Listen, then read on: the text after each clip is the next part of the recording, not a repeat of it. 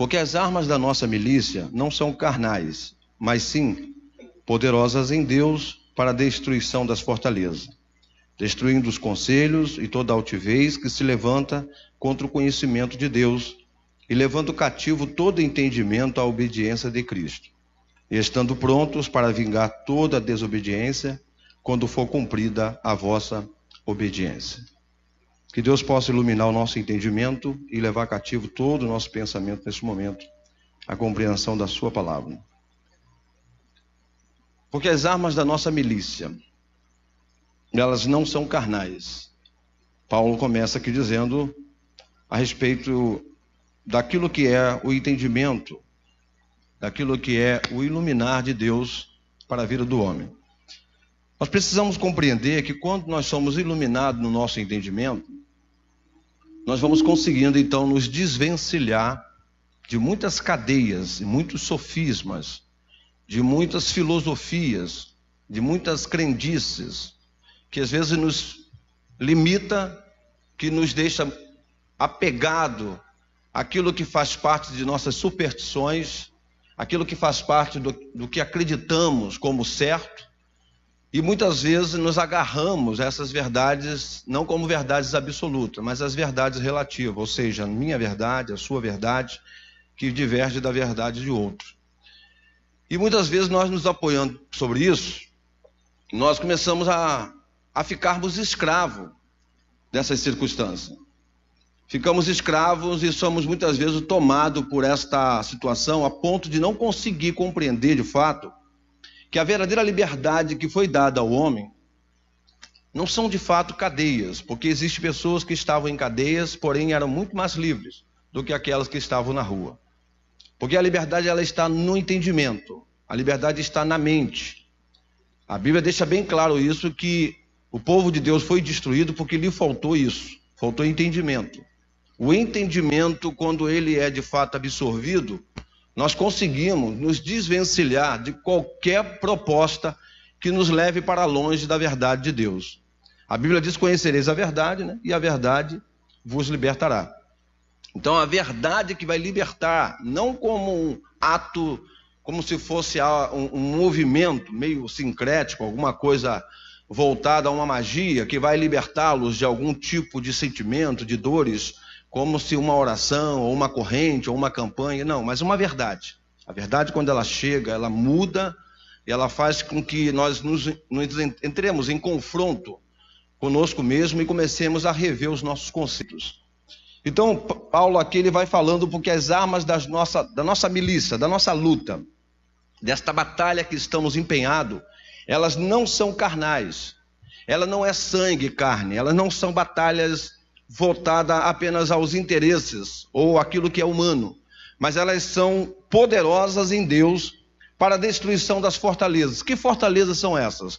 Não são, na verdade, quando nós olhamos esse texto, achamos que essas fortalezas são os demônios, são os infernos, e quando nós vamos jogando por terra para destruir todos esses empenhos do mal contra a nossa expectativa na trajetória cristã.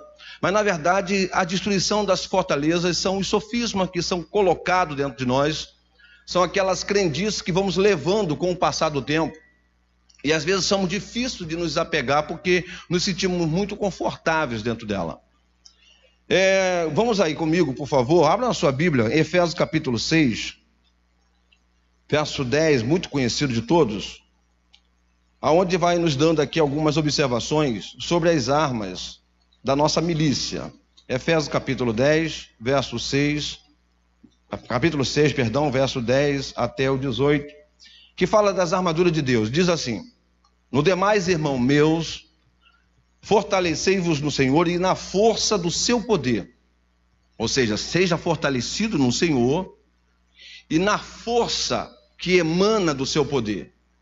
Seja convicto no Senhor e na força e na liberalidade que Ele nos dispõe, que Ele coloca à nossa disposição. Revesti-vos, ou seja, vestir-vos novamente, de toda a armadura de Deus, para que possais estar firme contra as astutas ciladas do diabo. Porque não temos que lutar contra carne e sangue, mas sim contra os principados, contra as potestades, contra os príncipes das trevas deste século, contra as hostes espirituais da maldade nos lugares celestiais. Então a nossa luta não é uma luta terrena, não é uma luta focada ao que é material, não é uma luta carne e sangue, mas é uma luta que está numa esfera que muitas vezes está muito distante daquilo que faz parte do nosso dia a dia. E por não estarmos envolvidos com essa experiência do celestial, daquilo que não é terreno, daquilo que não está ligado à nossa vida material, nós muitas vezes distraímos diante desta realidade. Nós muitas vezes não consideramos os valores e os perigos daquilo que é o celestial, daquilo que está ligado ao mundo espiritual. Eu não estou aqui dando nenhuma dimensão ao mundo espiritual em detrimento ao mundo material, no sentido de que vocês fiquem agora preocupados e saindo daqui, talvez até mesmo cismado na rua, de alguma coisa acontecer com vocês, como muitas pessoas às vezes ficam até mesmo supersticiosos e criando muitas vezes mandingas na fé para se sentirem mais seguros. Não é essa a minha iniciativa aqui, mas é mostrar que o grande problema dos embates na vida do cristão, de cada ser humano, está aqui na mente, está na maneira como nós vamos compondo esse conhecimento da verdade de Deus, da maneira como nós vamos entendendo aquilo que é o chamado de Deus, a vocação de Deus para cada um de nós. Porque quando Deus disse lá no Éden, façamos o homem, nossa imagem, conforme a semelhança, ele arrogou para si uma missão. Ele tomou para si essa missão. Qual é a missão de Deus? Fazer o homem sua imagem, conforme a sua semelhança. E esse façamos de Deus, ele é um ato contínuo de Deus. Deus estabeleceu para si mesmo essa missão, de fazer do homem sua imagem, conforme sua semelhança. Essa imagem que foi desconstruída por causa do pecado, mas Deus não desistiu desse propósito. Fazer o homem tal como ele é. João, quando ele falou sobre isso, ele disse que ainda não é manifestado o que havemos de ser, porque perdemos essa característica. Mas quando ele se manifestar, seremos semelhantes a ele, porque assim como ele é, nós o veremos. Então essa semelhança que fala da natureza e do caráter de Deus, nós acabamos perdendo por causa do próprio pecado que está em nós. Daí incorre naquilo que Paulo mesmo disse em Romanos 7. A gente está sempre tentando fazer o bem, mas nos apegamos fazendo o mal. E o mal que queremos evitar, logo nós percebemos que estamos envolvidos com ele. Então Paulo já diz logo, já não sou eu, mas o pecado que habita em mim. Então ele já diz, miserável homem que sou. Quem me livrará do corpo desta morte? Ele, reconhecendo sua debilidade, ele sabe que na sua própria suficiência não há condição alguma dele conseguir ser melhor diante de Deus. Em Isaías 64:6, o próprio profeta diz que a nossa justiça é como trapo de imundícia. É um pouco assim desconcertante dizer isso, mas a palavra trapo de imundícia é mais ou menos, para que você entenda, era um pano que as mulheres usavam nos dias em que elas estavam naqueles dias. Então elas usavam esse pano para poder absorver os momentos difíceis da vida dela. É quando ela está de TPM, melhor dizendo, treinada para matar. Quando a gente, então o trapo de imundícia, na verdade, está ligado a isso. Então o texto está dizendo que a melhor atitude do homem, ela está conectada a isso que para Deus não é aprovado. Nossas melhores ações não nos faz benquistos aos olhos de Deus, porque elas são consideradas nesse teor. Então o texto está dizendo aqui que as nossas armas da nossa milícia, elas não são carnais, mas poderosas em Deus para destruir fortalezas. Fortalezas que são criadas por nós. Fortalezas que são construídas pelos nossos próprios conceitos e preconceitos. Que nós vamos idealizando como é o nosso jeito de ser, como nós entendemos que deve ser a vida, como nós entendemos as relações, como nós queremos entender a relação de Deus conosco e a nossa para com Ele. Então, quando isso não é bem esclarecido, nós entramos por um caminho que muitas vezes ela entra por um caminho chamado o caminho da crença, o caminho das superstições, os caminhos dos preconceitos, os caminhos das manias, dos trejeitos. Nós vamos aprendendo a buscar aquilo que está dando certo, abrindo mão daquilo que é certo. Está funcionando? Beleza, nos apegamos a essas coisas. Não me faz nem melhor e nem pior, então vamos continuar levando, vamos empurrando. Então, esse tipo de atitude, ele acaba ficando muito conformado com aquilo que a própria crença pode impor a gente. Mas o texto está dizendo aqui que a gente precisa de destruir fortalezas. Romanos capítulo 12. Vamos comigo aí, por favor. Romanos capítulo 12, verso 2. Ele diz assim: e não vos conformei-vos com este mundo, mas transformai-vos pela renovação do vosso entendimento, para que experimenteis qual seja a boa, agradável e perfeita vontade de Deus. Ou seja, esse texto é muito familiar a todos, né? Não vos amoldeis a este mundo, não tomeis a forma do atual sistema, mas transformai-vos, ou seja, trans é ir além da forma, e além daquilo que foi estabelecido. Transformai-vos pela renovação, renovar o entendimento. O entendimento é a grande parte, é a parte principal que precisa ser trabalhada em cada um de nós. O nosso entendimento. Nós não podemos ser emotivos, espiritualistas, nós não podemos ser pessoas apenas que ficam focados apenas nas coisas da maneira que a multidão prossegue, é o que todo mundo aceita, é o que todo mundo concorda. Nós não podemos ser daquelas da opinião da maioria, ou que a voz do povo é a voz de Deus. Nós precisamos ter entendimento. E muitas vezes, quando nós temos o nosso entendimento renovado, nós poderemos contrariar opiniões. Nós não seremos mais repetidores. Eu falei uma vez aqui que o MEC, o Ministério da Educação e Cultura, falou que a faculdade, ela infelizmente não tem produzido pensadores, ela tem produzido repetidores. E drasticamente isso tem passado também para as nossas reuniões cristãs. Nós não temos formado pensadores, nós temos formado repetidores, pessoas que falam, que sabem, sem saber o que diz. Falam porque ouviu alguém falar, pregam porque ouviu alguém pregar, acha bonito, da agenda, da ibope, mas muitas vezes não há um conceito formado, de fato, de entendimento, de que aquilo é certo, de que aquilo é coerente, de que esta é a verdade de Deus, ou é uma verdade relativa, ou é uma verdade denominacional, ou é uma verdade apoiada numa visão pentecostal. Qual é a verdade absoluta? Qual é a verdade de Deus? Então, quando nós vamos conseguindo nos situar dessas coisas, nós vamos nos desvencilhando desses sofismas. Nós vamos nos apegando dessas coisas que nos fazem estar distante da visão de Deus para nós. Vamos analisando alguns versículos aqui. Mateus capítulo 6, verso 10.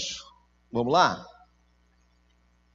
Se você pode marcar, se você de repente não consegue, talvez por pouca experiência com a Bíblia, localizar rapidamente, mas vai anotando então na caneta, para analisar em casa com mais calma. Mateus capítulo 6, versos 10.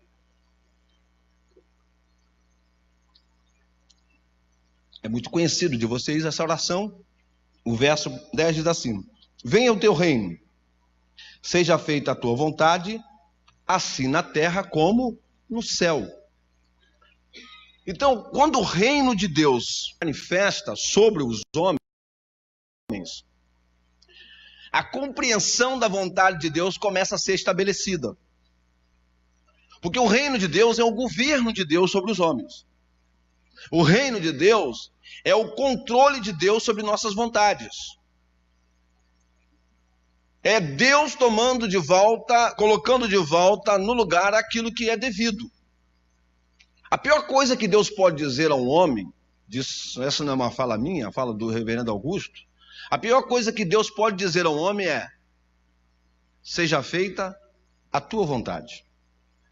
Entregar alguém à sua própria vontade, ao seu próprio coração. Paulo adverte sobre isso. Algumas pessoas voltadas ao seu coração, ao pecado, ao prazer, a banalidade. Romanos capítulo 1, Deus entregou essas pessoas ao seu próprio desejo. É pecar que você quer? Então se intoxique com seus pecados. Se droguem com seus pecados. Vou usar essa linguagem bem popular, como se Deus estivesse dizendo: se é isso que vocês querem, então, aí você não consegue compreender por que certas pessoas cometem atitude tão hedionda, por que certas pessoas se envolvem com promiscuidade, com perversidade, Por que certas pessoas se entregam a coisas tão vergonhosas e você olha aquilo com horror, mas elas conseguem lidar com aquilo como se fosse algo tão normal e elas brigam e elas entram em movimento para encontrar legalidade, para encontrar liberalidade naquilo que para você é horroroso. Mas por quê? Porque Deus entregou ela ao seu próprio sentimento. Então elas estão endurecidas no seu próprio entendimento. Elas estão fechadas para a verdade. Elas não têm mais a sua mente iluminada. Elas estão na treva, elas não conseguem mais vir para a luz. E as suas obras não são boas, por isso elas não querem a luz, elas rejeitam a luz, a sua própria natureza, por causa da sua própria atitude. Então elas são de esquema, elas são de atalhos, elas são de trejeitos, elas vão se enturmando com aquilo que funciona. Mais ou menos a sociedade que está totalmente desencaminhada daquilo que é a verdade, buscando sempre os atalhos da vida. Já disse alguém em 89, eu guardo sempre essas frases, que eu acho muito célebre dela, que se atalho fosse bom não existia caminho. E é verdade. No atalho você encontra muitas coisas em que você não está preparado para poder encontrar ali. O caminho não. O caminho é trabalhado, é preparado, é totalmente estudado, mas no atalho, infelizmente, as pessoas que não têm o seu entendimento formado, elas preferem o atalho da vida. E não conseguem entender que tudo na vida precisa ter processo para formar na gente o entendimento. Eu estava falando segunda-feira com os alunos, no seminário, sobre Deus, coisa que Deus faz, pastor Fábio, às vezes não tem lógica para a gente. Não tem. Pastor Benildo, a gente olha para o caminho de Deus, a gente nunca vai conseguir compreender a mente do Senhor. Já disse grande Paulo, quem compreendeu a mente do Senhor? Quem foi seu conselheiro? Quem deu a ele para que por ele fosse recompensado, pastor Joelson? Aí ele diz, porque dele, por ele e para ele são todas as coisas, glória pois a ele eternamente, amém. Quem conseguiu compreender o que Deus pensa? Se a gente tentar subir para entender Deus, ele desce. Se a gente descer para compreender ele aqui embaixo, ele sobe de novo. Ou seja, ele nunca está na nossa esfera. Nunca vai estar, porque ele está além da nossa razão. Salomão, quando construiu o templo, lá em 2 Crônicas 6:18, ele diz o quê? Quando acabou de construir, ele faz aquela oração bonita, aquela doxologia, ele apresenta, ele consagra o templo a Deus, aí ele diz, eis que os céus, e até o céu dos céus não pode, quanto mais esta casa que eu tenho edificado. Salomão tinha consciência que aquilo que ele fez para Deus era pequeno demais para compor a grandeza de Deus. Quanto mais o nosso raciocínio, quanto mais nossa mente, ela não pode conceber, ela não consegue jamais conter e compor a grandeza de quem Deus é. Por isso não vamos compreender a mente do Senhor. A gente não vê lógica, por exemplo, Deus mandar Moisés, permitir que Moisés vá para o Egito, e aí agora faz com que Moisés saia do Egito, e Moisés fique lá no deserto durante 40 anos, para depois passar por todo aquele processo e voltar para o Egito, para agora viver aquela trajetória para libertar o povo. E todo o processo demorado. Aí eu pergunto, não seria mais lógico Deus deixar Moisés crescer no Egito, se tornar o novo faraó, pronto, agora eu sou o poderoso, sou o faraó, aí olhar para o povo, olha, vocês estão livres, agora eu que mando aqui no Egito, pode ir embora todo mundo. Seria muito mais rápido. Mas a gente vai olhar o caminho de Deus, a forma como Deus trabalha, Deus não está preocupado com o resultado imediato, Deus está sempre interessado no processo. Alguém disse muito bem, se você quer uma casa limpa, né? Se você quer uma casa limpa, vai lá e contrata uma diarista. Você vai ter uma casa limpa. Agora, se você quer uma filha transformada, chama ela para limpar a casa com você. A última coisa que você vai ter é uma casa limpa, porque você vai passar mais tempo corrigindo a sua filha do que aproveitando o que ela faz. Se você quer um carro limpo, chama o seu filho. Um carro limpo, contrata um lava-jato, contrata aí alguém para estar limpando. Agora, se você quer um filho transformado, chama ele para limpar o carro com você. Você vai passar mais tempo corrigindo o seu filho do que aproveitando o que ele faz. Porque o que você precisa entender, que não é o resultado que importa, mas o processo que transforma. Deus não colocou você nessa vida porque ele queria um carro limpo, ele colocou você nessa vida porque ele queria um filho transformado. Quando a gente entende que essa vida ela é complexa, quando a gente entende que essa vida ela é de dores, quando a gente entende que essa vida é de renúncia, a gente ganha e perde alguma coisa, a gente tem pessoas que se aproximam e pessoas que se afastam, dores, a gente vai tendo muita mudança, muita transformação, a gente vai começando a ser transformado no nosso entendimento. É isso que Deus fez com Moisés, porque Libertar o povo, isso Deus pode fazer sozinho. Deus não precisaria de Moisés para isso. Poder para fazer isso, Deus tem. Irmão, encher o céu, Deus não precisa da gente para isso. Ele sozinho ele pode encher o céu. Mas Deus não colocou a gente nesse negócio porque Ele queria um céu cheio. Ele colocou a gente nesse negócio porque Ele queria um filho transformado. Ele queria uma relação, Ele é um propósito. De quando Ele disse lá no Éden, lembra que eu falei? Façamos. O façamos de Deus continua. Custe o que custar, aquele que começou a boa obra na sua vida há de continuar até o dia de Cristo. Que é transformar-nos até que todos nós cheguemos à estatura do varão perfeito. Agora, como você vai sair dessa vida, eu não sei. Talvez você vai sair com um olho, vai sair com um braço, com uma perna. Talvez você vai sair dessa vida, não sei. Mas a Bíblia já diz, né, irmão?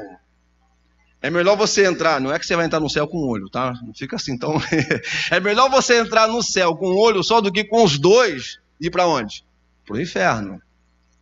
É melhor você chegar no céu amputado de seus prazeres do que você chegar no céu, talvez, né, no inferno, totalmente completo, lá com tudo. Não, o céu, a gente precisa entender que Deus, às vezes, algumas amputações serão necessárias nessa vida.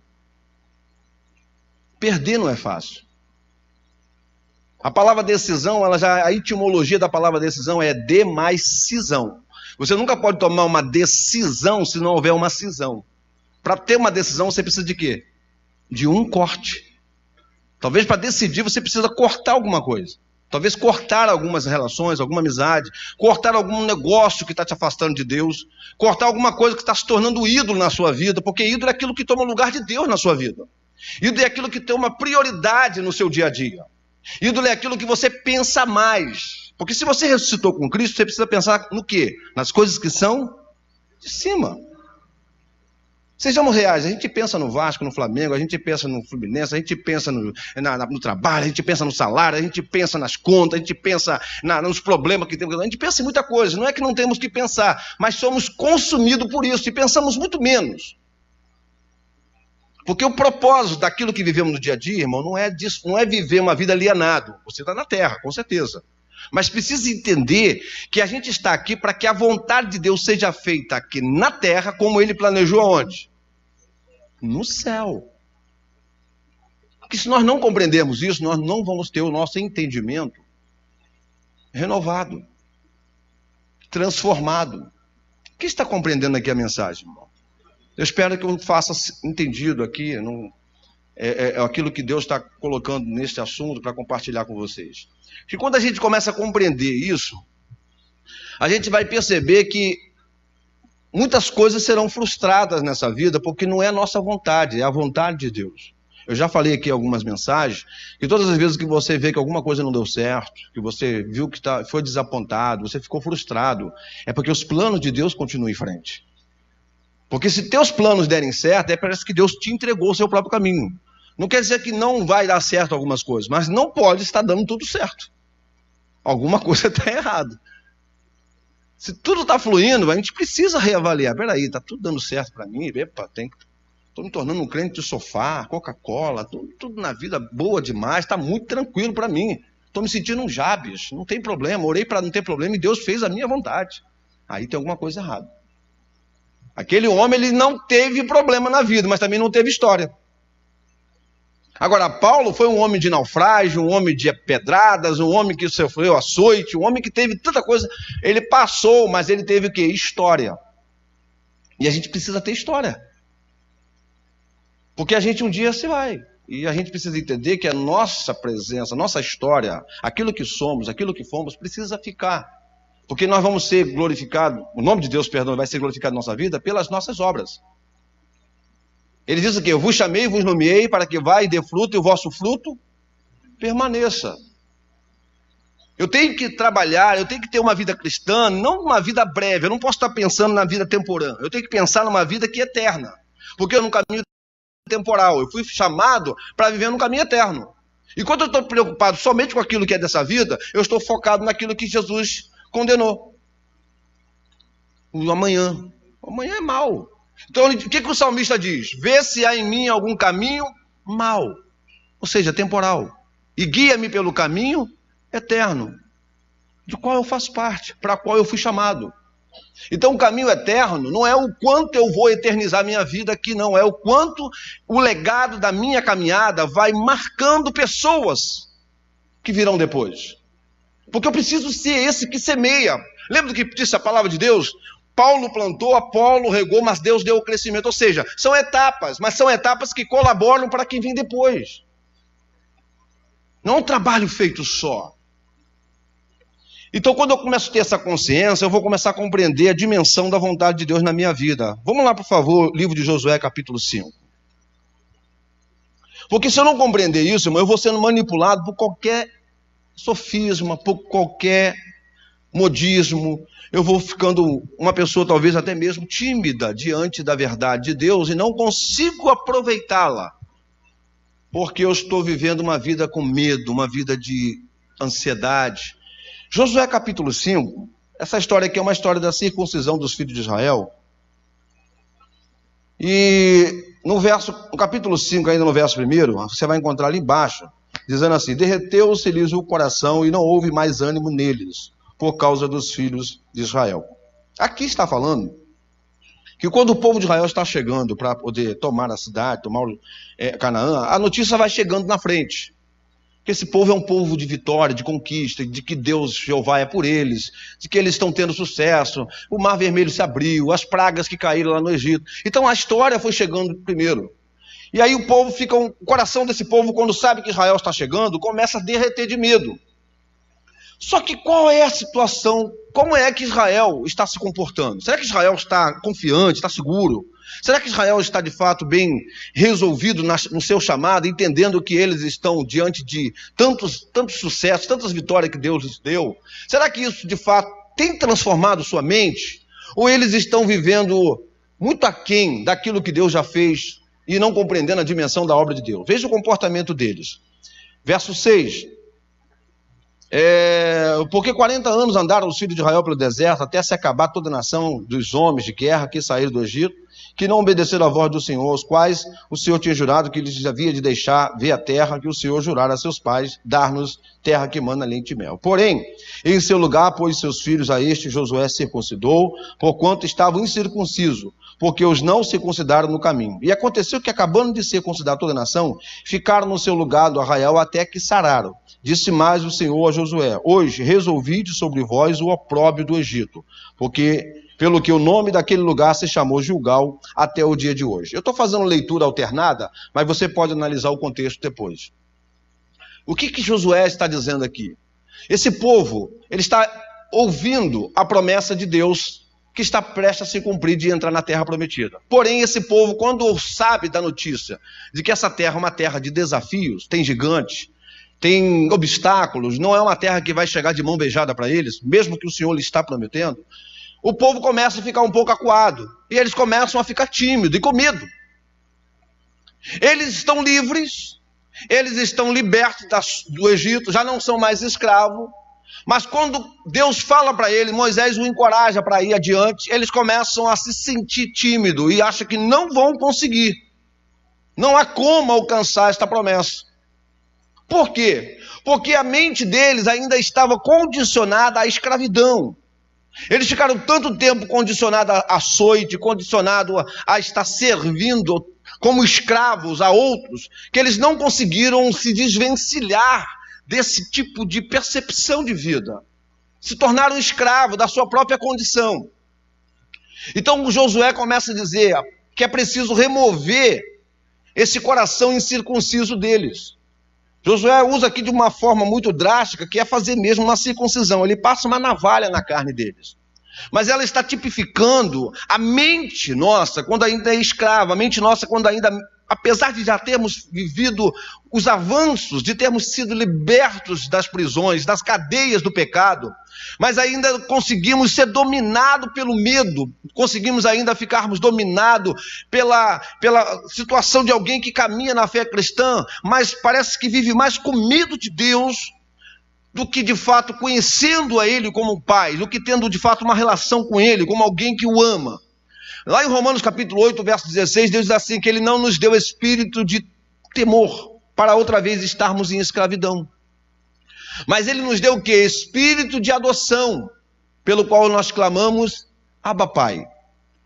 Lembra do que eu falei agora há pouco? Se tudo que a gente faz para Deus, a gente faz pelo resultado, a gente está prestando serviço para Deus. Isso é característica de quem está olhando para Deus apenas como alguém que pode puni-lo, se ele não atender à expectativa de Deus. Isso não é uma relação de filho com o pai. Isso é uma relação de servo. Então a ideia de Paulo aqui é quebrar da mente desse povo, e Josué também, da mesma forma com Israel, tirar da mente deles essa mentalidade escrava, de medo, de timidez, de achar que tem que orar muito para poder Deus ouvi-lo, de achar que tem que fazer muita campanha para poder ser bem resolvido com Deus, de achar que precisa ser alguém, um eremita, alguém que se isole, alguém que faça campanhas e processos de sacrilégio para poder ser bem aceito diante de Deus. Então essa pessoa ainda não conseguiu ter consciência do que Cristo já conseguiu fazer, do que Cristo já realizou por ela, do que a justiça de Deus de fato foi imputada sobre ela. E a sua injustiça foi imputada sobre Cristo. Ela não tendo consciência disso, ela começa ainda a ser escrava. Então ela vai prestando um serviço para ser aceita. Ela vai prestando trabalhos para poder ser alguém que é aplaudido por ele. E quando a gente entra por esse caminho, nós nunca vamos conseguir de fato encontrar a verdadeira liberdade pela qual Cristo nos libertou. Então ele fala agora, vamos tirar e levar eles para o mar, para serem circuncidados, que é cortar o prepúcio do sexo masculino. Vamos levá-los para ser circuncidados, e aí esse processo é uma maneira de mostrar que vocês viveram sem circuncidar, porque vocês estavam numa terra que não lhes permitiu. E vocês ficaram escravos, vocês estavam, todo o seu corpo, todos os seus desejos, toda a sua vontade estava entregue a um sistema. Agora vocês estão livres. Então a primeira coisa, para o sinal de que vocês agora estão livres, é circuncidar. Então ele está querendo dizer para a gente que a primeira situação, o primeiro sinal de nossa liberdade, é entender que nós não estamos mais, nós estamos mais presos do pecado. Ou seja, eles estavam livres do Egito, porém ainda possuíam uma mente escrava. Vamos mais adiante e você vai conseguindo raciocinar o texto através do que disse Jesus. Abra aí Lucas capítulo 4, verso 19. Abra, anote aí o que você puder fazer. Lucas 4, Evangelho de Lucas 4, 19.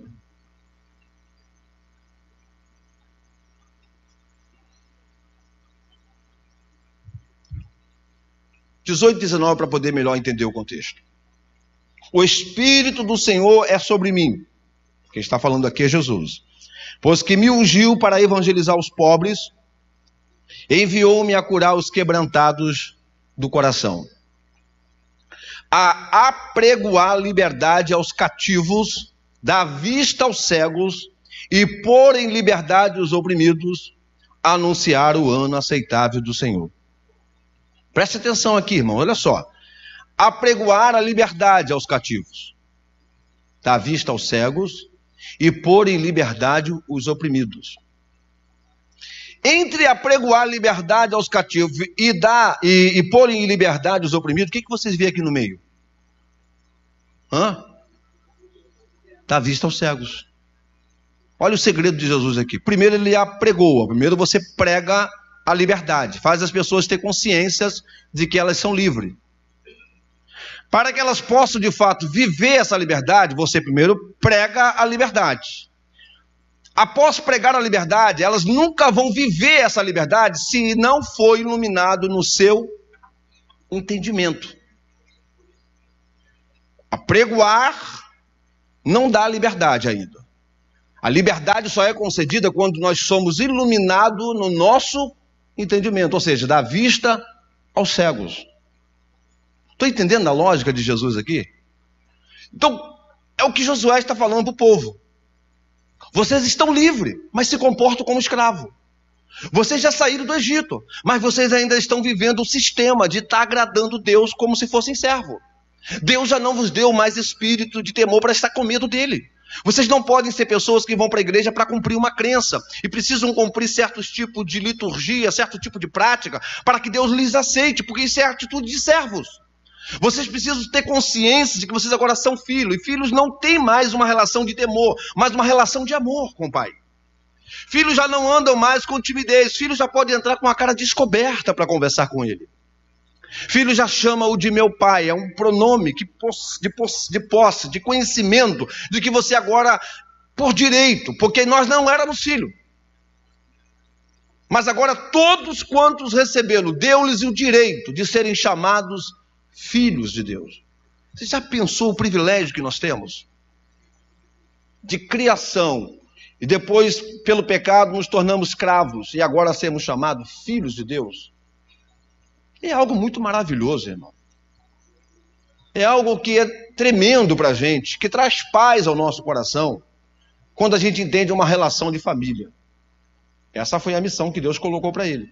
E ele não desistiu dessa missão. Vamos lá. Efésios capítulo 1, versículo 18.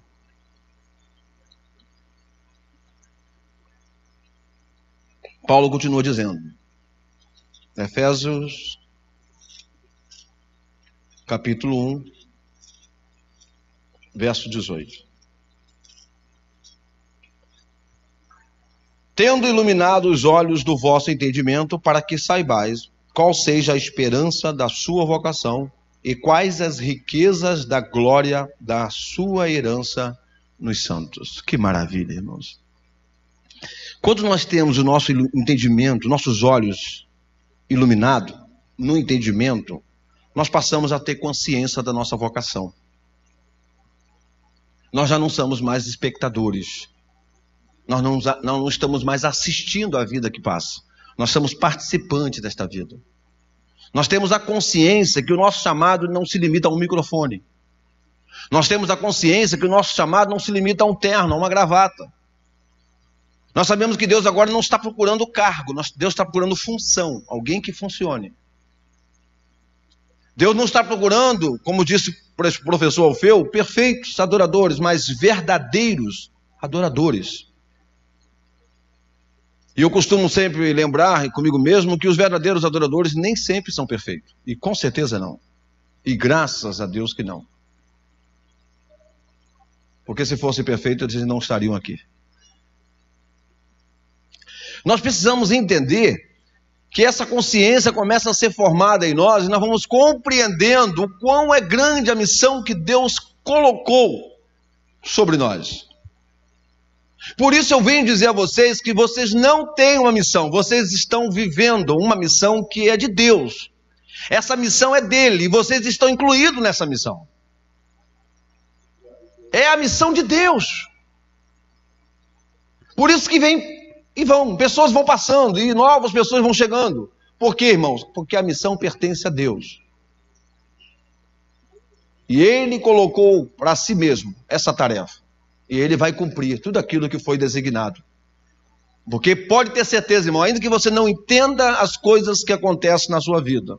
É isso que a Bíblia está querendo dizer para a gente. Todas as coisas, todas, contribuem para o bem daqueles que amam a Deus e que são chamados por esta vocação. São chamados por este plano. Aí eu vou começar a compreender, pastor Eduardo, a minha posição. Eu vou começar a compreender que eu posso ser um João ninguém, um lado do seu coisa nenhuma, mas isso não vai mudar a minha vocação. Porque não é onde eu estou, mas quem eu sou no plano de Deus. Porque a questão de eu estou, isso pode ser muito ligado ao cargo. Então isso precisa ser desintoxicado da gente. Para que a gente possa compreender os valores. Porque aí a gente vai começar a compreender que muitas vezes a gente pode ser alguém talvez estranho ao sistema. Mas vai sempre existir alguém que vai olhar para você e dizer: ali vai um santo homem de Deus. Ali vai uma santa mulher de Deus. Vocês estão entendendo, irmãos? Não é o que você carrega. Eu lhe pergunto, será que de todas as medalhas que você na vida recebeu, de fato você mereceu-as todas? Será que de todos os troféus que existem lá na sua estante, de todos os diplomas que você recebeu, será que você mereceu todos isso? Será que a gente não pegou algum atalho? Será que a gente não teve alguns macetes? Será que a gente não teve?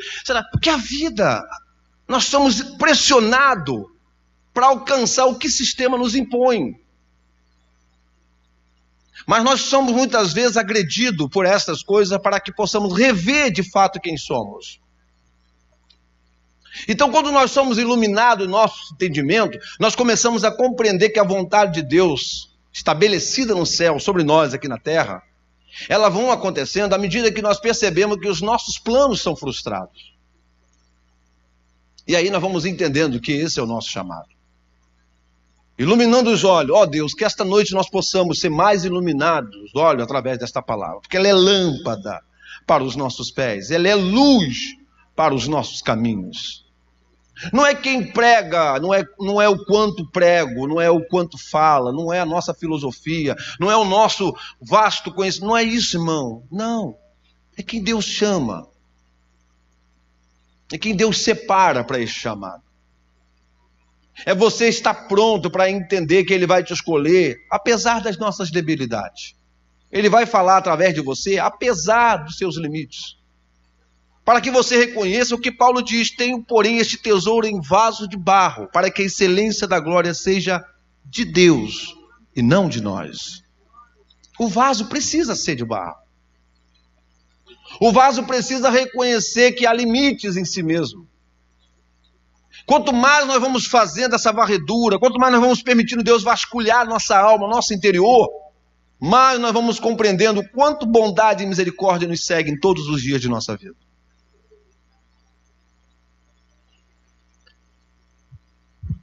1 Coríntios capítulo 14, verso 20. Não sei se é isso mesmo que eu marquei aqui. 1 Coríntios 14, verso 20. Paulo aconselha aqui dizendo: irmãos, não sejais meninos no entendimento, mas sede meninos na malícia e adultos no entendimento. A gente precisa aprender em certas coisas a ser ligeiro, a pedir a Deus percepção, discernimento. Tem coisas que a gente não pode ser lento, precisa de pressa, precisa de posicionamento. A gente precisa às vezes compreender que o tempo está passando, e nós não podemos ficar a vida inteira no leite.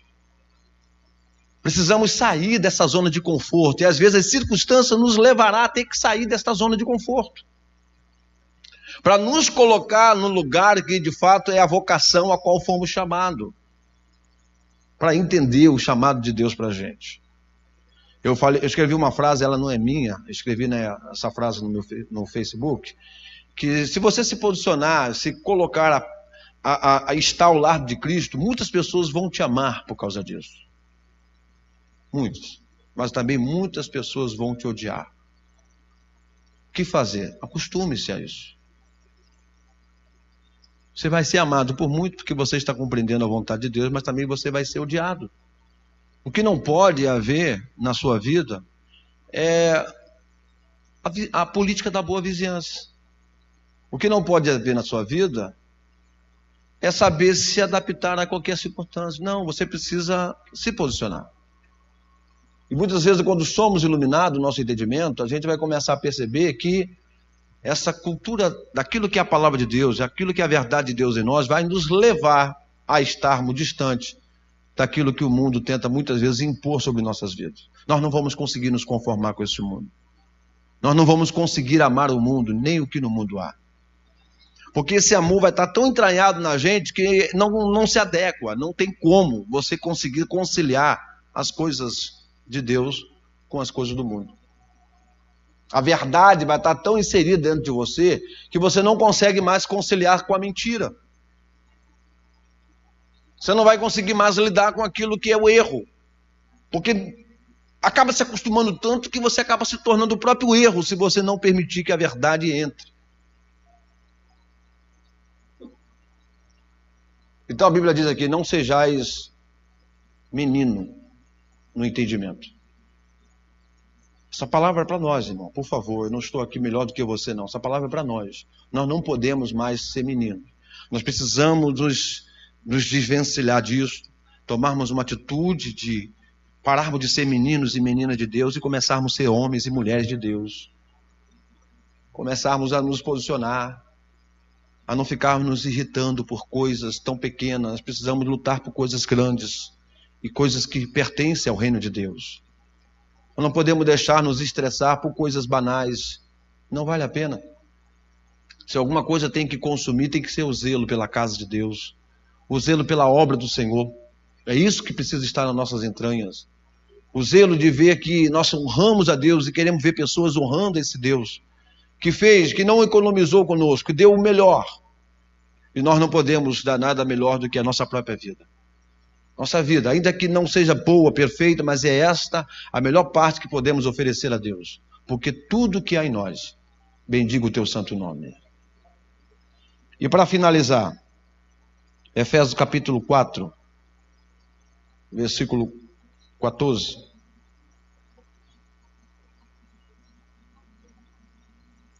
Paulo, falando sobre a unidade da fé, ele dá aqui mais uma advertência, dizendo, Efésios 4, 14, para que não sejamos mais meninos inconstantes, levados em roda por todo o vento de doutrina, pelo engano dos homens que com astúcia enganam fraudulosamente.